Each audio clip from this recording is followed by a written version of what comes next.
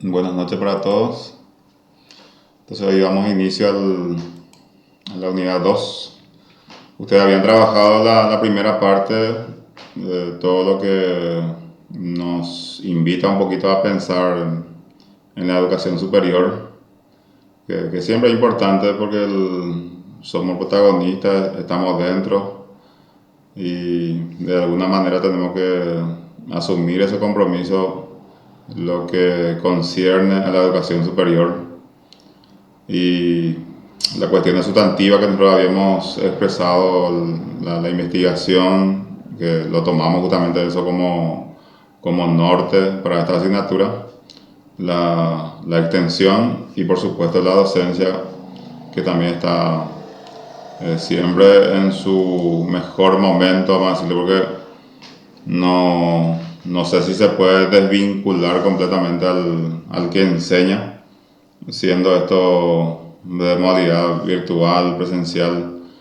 El- la razón es así sustantiva también de los componentes, así como el estudiante, es tan importante la función que cumple el que nos orienta. Y eso no hay así niveles ni tampoco podemos decir lo que hasta acá se puede aprender. Entonces nosotros en esta unidad vamos a conversar sobre conocimiento y también vamos a definir lo que es la ciencia y la primera parte de su clasificación según Mario Bunge.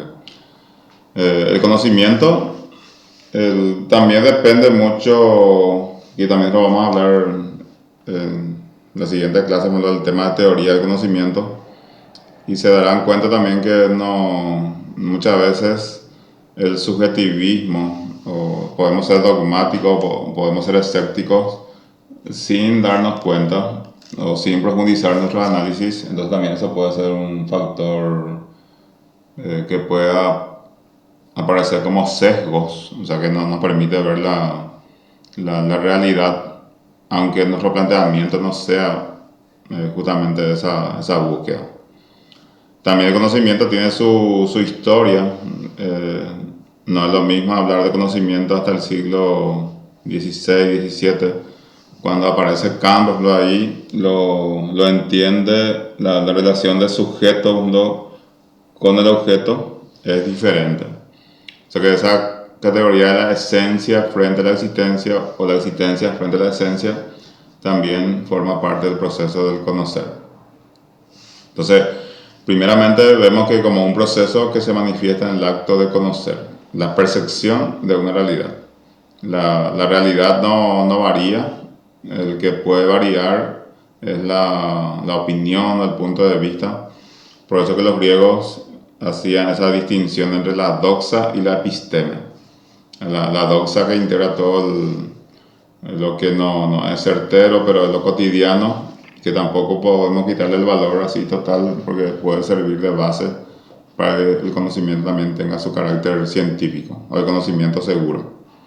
Como también se puede decir como un producto o resultado de dicho proceso que se traduce en conceptos, imágenes y representaciones acerca de una realidad. De hecho que nosotros también lo tomamos a partir de la formalidad del conocimiento, o sea, concepto, juicio y razonamiento. Y lo formulamos en la medida también que vivimos la situación así cotidiana. El juicio es muy propio de todo lo que hacemos, o sea que el hecho de afirmar o negar, situación también que ustedes habrán estudiado en lógica. Entonces lógica, epistemología y metodología se relacionan, y si nosotros estudiamos los vínculos que pueda tenerlo, puede ser muy importante. Porque ese conocimiento lógico, ese conocimiento seguro que nos enseña la epistemología, lo aplicamos a partir de un proceso que llamamos metodología, entonces también podemos orientar un trabajo de investigación como corresponde. Sin olvidar y tener presente desde el principio que la investigación es reflexión. Y la investigación siempre va a buscar lo que ahora tenemos como objeto de estudio, el conocimiento. Y si es posible, un conocimiento seguro. Ahora, cuando volvemos a lo que significa el conocimiento, acá hay una relación entre dos elementos, que es el sujeto-objeto. Sujeto-objeto lo bautizó Immanuel Kant y tiene su significado. No sé si alguien me puede decir qué significa sujeto, qué significa objeto en este contexto. Si alguien recuerda.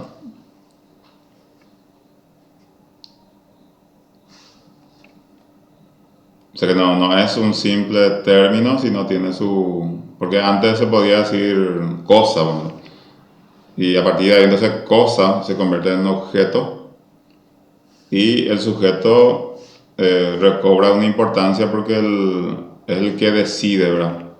El que, como dice Kant, yo juzgo, o sea, la crisis, yo juzgo. Entonces, el juzgar no se tiene que entender como algo negativo, sino es como que yo tomo la decisión sobre algo específico que tiene que ver con el conocimiento en ese caso. Bien, entonces el sujeto significa para Kant el que está preparado para conocer y el objeto lo que está preparado para ser conocido. Entonces solamente cuando se relaciona o cuando se produce esa relación puede producirse conocimiento. O sea que lo que no está preparado para ser conocido entonces no es objeto. Va a ser algo, un misterio. Y el que no está preparado para conocer tampoco podemos decir que es sujeto. Entonces solamente en esa relación se puede producir conocimiento, en la relación justamente de sujeto y objeto. Entonces, ¿qué es lo que hace el sujeto? Hace lo que se llama la aprehensión. O sea, ¿qué capta del objeto o qué capta de la realidad? Capta las cualidades esenciales. Entonces, esas cualidades esenciales hace que se apropien justamente del mismo o ese componente o esa realidad, entonces lo puede convertir en conocimiento. Entendiéndose el sujeto como la persona que busca, obtiene o posee el conocimiento y el objeto como el hecho, el fenómeno, tema o materia que el sujeto estudie. También vamos a ver en teoría de conocimiento la relación que hay entre fenómeno y noumeno, para acá. Entonces el fenómeno es lo que está preparado o lo que se puede conocer, lo que está visible y lo que es captable para el ser humano. Y lo noumeno, lo que no es posible conocer, y a partir de ahí se puede generar, por ejemplo, los postulados, como él mismo también nos decía. Por ejemplo, la existencia de Dios, la libertad, la inmortalidad del alma, son temas que, según Kant al menos, nosotros no podemos conocer porque está dentro de lo que se llama noumeno, no son fenómenos. El conocimiento como un proceso en el cual se relaciona el sujeto que conoce, que percibe mediante su sentido y el objeto conocido o percibido, lo que decíamos recién. Entonces se vincula ahí. Hay una relación, hay una especie de reconocimiento de las cualidades entonces del objeto que mediante su capacidad el sujeto lo puede captar. Justamente cuando el sujeto capta un objeto y se apropia de alguna de sus características se puede afirmar que dicho sujeto conoce. Ahora, ¿cómo se puede comprobar? Y parafraseando a Aristóteles, el sujeto se puede comprobar que conoce cuando tiene la capacidad para explicar. Entonces, también un motivo que tenemos que considerar. Entonces, si yo soy capaz de explicar, quiere decir que he aprehendido las cualidades esenciales y lo convertí en conocimiento, lo que me aparecía como objeto. Tipos de conocimiento. Hay varios tipos, pero dentro de lo que nosotros pretendemos podemos mencionar el conocimiento vulgar o común y el conocimiento científico. No hay que sacarle el valor al conocimiento vulgar, es muy importante y en muchos casos eso puede servir también como base del conocimiento científico. La única diferencia que va a ser este mismo conocimiento que puede ser vulgar en algún momento, si es demostrable, verificable, comprobable, entonces lo convertimos en conocimiento científico, a partir de la aplicación correcta también del método científico. Primeramente, entonces vemos que el conocimiento vulgar es lo cotidiano, lo que nosotros hacemos en forma diaria y todos lo aplicamos en nuestra convivencia. Entonces, si vamos a caracterizar, vamos a encontrar que no es no verificado, se puede transmitir de generación en generación, permaneciendo en forma, según la opinión, por ejemplo, de este documento, puede ser falsa creencia, pero para la gente que está dentro de ese tipo de conocimiento ni siquiera lo va a analizar, sino simplemente se entiende como lo que corresponde. Y es el conocimiento dogmático. Son verdades de fe que no se puede discutir. Entonces, en ciertas ocasiones, el conocimiento vulgar puede servir, así como le había indicado, como para la construcción del conocimiento científico. Entonces, por ejemplo, una creencia puede ser investigada en profundidad y posteriormente se puede llegar al estado de la verificación y la comprobación, entonces lo convertimos en conocimiento científico. O sea que recordar entonces que el conocimiento vulgar no hay que desmeritar, porque es la materia prima en casi todos los casos del conocimiento científico. El científico en el sentido de hacerlo una tesina en nuestro caso, o un trabajo final de grado. ¿Por qué? Porque se usó el método, se usa una técnica, se usa procedimiento, y la naturaleza que responde a la investigación literaria en nuestro caso, entonces lo mismo también podemos convertir en conocimiento científico. No porque el resultado no sea discutible o indiscutible, sino porque hemos utilizado el método científico para llegar a la demostración de lo que estamos haciendo. Y en segunda instancia tenemos el conocimiento científico, que es un saber producto de una investigación en la que se ha empleado el método científico, como habíamos mencionado. Entonces esto le da su propia validación o características que, al ser verificable, objetivo, metódico, sistemático y predictivo, entonces estamos hablando de un conocimiento científico. Muchas veces lo que se confunde con el tema de la objetividad. La objetividad significa que lo que se relata o se cuenta coincide plenamente con la realidad. O sea que si un estudiante tiene ese espíritu objetivo, entonces estamos hablando de que siempre lo más importante va a ser el relato de lo que condice con la realidad. Además, este tipo de conocimiento posee una cualidad muy importante, que es la falibilidad o posibilidad de incurrir en fallas. También eso se estudia en epistemología, errores o equivocaciones. O sea que la ciencia, no podemos decir tampoco que es eterna, sino puede aparecer otra teoría que se demuestra de una mejor manera, entonces le puede desplazar a la existente. Ejemplo, la teoría geocéntrica, que por mucho tiempo se utilizó como la ciencia que sí respondía a lo que el ser humano buscaba, pero finalmente Galileo Galilei y Copérnico nos enseñaron que la Tierra no era el centro, había sido. La Tierra es un foco o es un componente más. Sin embargo, ellos plantean una teoría totalmente diferente a la que la teoría heliocéntrica. O sea que el Sol como centro del universo y la Tierra simplemente va a ser un componente más también dentro del sistema solar.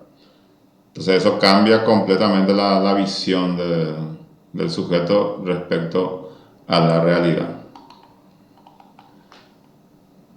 Cuando se reconoce la posibilidad en cuanto al conocimiento científico, la posibilidad en el sentido de que pueda incurrir, por ejemplo, en ciertas fallas o ciertos errores, entonces ahí difícilmente uno puede pensar que vamos a llegar a conclusiones absolutas o definitivas. O sea que no, no es posible porque la ciencia siempre también progresa. O sea, la interpretación, el descubrimiento o la capacidad que tiene el ser humano de demostrar la validez de la teoría, entonces también eso permite siempre estar en un proceso. De momento puede ser lo que se demuestra, lo que está ahí, lo que puede ser indiscutible, pero hay una investigación más profunda y se va desplazando. Por ejemplo, la teoría de la relatividad de Albert Einstein, que ya de 1915, 1917 me aparece, pero la gente quizá no comprendía todavía por completo. Aparecen muchas otras teorías en el 40, en el 50, 70, pero hoy día se descubre otra vez que lo que tiene la solvencia como corresponde sigue siendo la teoría que nos ha presentado Albert Einstein. Entonces se puede intentar derribar, pero lo que está bien así cimentado es muy difícil de reemplazar. Ahora, el conocimiento científico es un saber provisional, objeto de revisión permanente, nos dice Sabino. Y es cierto lo que estamos diciendo justamente. La ciencia, en este caso, forma parte también de este grupo de conceptos. Y ahí uno entonces define también de manera dependiendo mucho de qué autor o qué epistemólogo nosotros lo conocemos. O sea que, y como para llegar a ella también. No lo mismo pues una teoría inductivista que una teoría del racionalismo crítico, que podemos también dentro del proceso de conocimiento establecer. Por eso es importante que el sujeto universitario, cuando expresa un juicio o una opinión también, se sitúe dentro de un sistema o línea de pensamiento que pueda incluso relacionarse con ciertos autores. Y si intentamos ser original también, entonces tenemos que tener cierta cautela para no cometer contradicciones en nuestro discurso y en nuestra práctica. A veces mucha lectura, poca lectura puede también condicionar nuestra manera de pensar. Tales conocimientos son, como habíamos ya expresado, verificables porque pueden ser comprobados. Sistemáticamente organizados debido a que poseen un orden lógico y se relacionan entre sí. Metodológicamente obtenido porque se sigue un proceso, un paso a paso para llegar, y con el auxilio, con la ayuda siempre del método también que lleva el mismo apellido que el científico. Entonces la ciencia comprende información o conocimiento netamente teórico, en ese caso se puede llamar ciencia básica o pura, o conocimiento práctico, también llamamos la parte ciencias aplicadas. Entonces ahí la ciencia es conocimiento, la tecnología es la aplicación de dicho conocimiento. Entonces, ¿qué relación existe entre ciencia y conocimiento? Lo que llega a nuestras manos para nuestro uso, por ejemplo, ya se llama tecnología, pero es producto de la ciencia. O sea, los científicos tuvieron que hacer el esfuerzo para que nosotros podamos utilizar hoy día un celular. Y también eso cómo va subiendo en cuanto a lo que comúnmente ya hoy día se llama como gama, ¿verdad? Aunque uno no entienda muchas veces qué significa eso, se deja llevar por el concepto y la evolución como para entender también que es algo más avanzado. O sea, la idea nuestra no va por el tema de definir o conceptualizar, sino muchas veces nos guiamos más en la técnica, ¿verdad? O sea, la técnica o tecné, como decían los griegos, se basa en el conocimiento instrumental. O sea que la utilidad del conocimiento en ese caso. Sin embargo, los científicos van más por el lado formal, va más por el lado de la lógica, como también para que sus argumentos sean consistentes. Entonces la tecnología es la actividad que utiliza los conocimientos generados por la ciencia aplicada para satisfacer necesidades mediante la producción de bienes y servicios. En realidad, eh, todo tiene que redundarlo en situaciones que pueda beneficiar a todos aquellos que puedan tener acceso a esos productos o a esa información. Entonces, la tecnología es la actividad que utiliza los conocimientos generados por la ciencia para satisfacer el tema de servicio. Nosotros usamos más, por ejemplo, el tema del celular o todos los electrodomésticos que en su ausencia uno ya no se ve. O sea que no se imagina ya, pero sin internet, sin celular, sin lavarropa, sin licuadora. El- entonces, también es un proceso que se llama evolución y nos encontramos en un contexto, una situación también que hasta parece creer que nuestra vida está ligada totalmente ya a los objetos. Ahora, hay que ver si eh, nos desplazan, por ejemplo, o nos quitan esa posibilidad de tener contacto con la tecnología, si, qué opciones plantearíamos para continuar. Por ejemplo, si se nos corta totalmente la señal de internet, por ejemplo, a nivel universal. Así que modelo prueba, a ver cómo podemos reaccionar. O sea, cómo yo me veo, por ejemplo, como joven, lo que ustedes son hoy, sin internet, sin celular, ¿qué alternativas yo propondría en el sentido que, como para dar respuesta, en sentido técnico, o simplemente acompañaría nuevamente el proceso hasta encontrar un modelo de vida también que esté desvinculado de la tecnología? Ahora, según Mario Bunge, nos hace la clasificación de las ciencias en formales y fácticas. Las ciencias formales son las que representan los ideales o lo intangible que solamente se ubican en la mente del ser humano. Los métodos también puede ser la deducción y su criterio de verdad es la coherencia o no contradicción, o sea, los principios lógicos como decimos. Esto se puede aplicar dentro de la matemática, también la lógica, en ciertos casos la estadística. La estadística no es una ciencia pura, vamos a decirle, como la matemática, porque habla más bien de la probabilidad, especialmente las ciencias sociales. Los comportamientos humanos, entonces, se puede ubicar dentro de la probabilidad, o se puede hablar de la tendencia, por ejemplo. Pero no se puede hablar así como la matemática, que es seguro, o la lógica también, que nos presenta el mismo tipo de resultado. Y las ciencias fácticas son las que se dedican a observar los hechos, lo que ocurre dentro de un espacio social determinado. Del mismo modo también utilizan métodos científicos y acá el criterio es la verificación.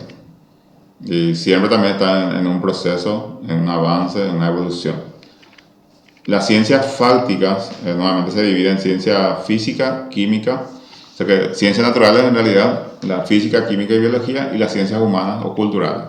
O también se le dice ciencias sociales, y dentro de eso podemos encontrar la historia, sociología, economía.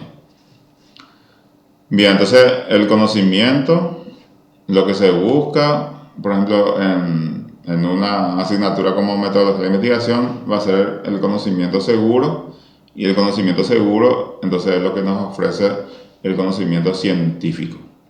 Nosotros vamos a encontrar eso en Arias, Lidia Arias, que también es el documento que está publicado, para darle una lectura completa en caso que sea necesario. Y otros tantos documentos que nos hablan también del mismo contenido.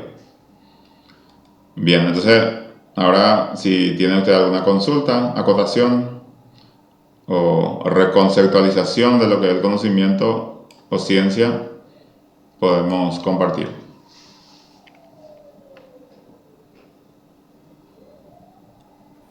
Por mi parte, no, profe.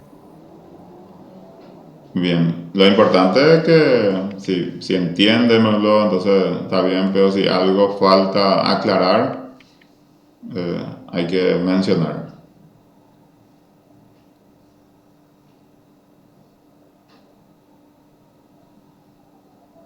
¿Alguna pregunta, acotación que quieran hacer?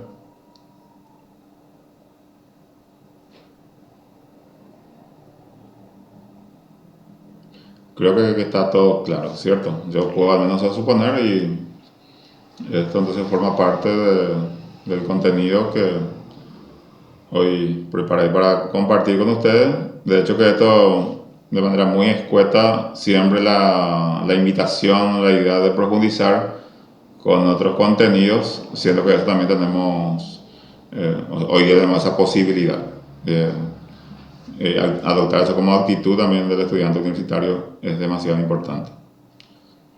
Así que muchas gracias por la atención y nos reencontramos en la modalidad que sea el siguiente miércoles, ¿cierto, verdad?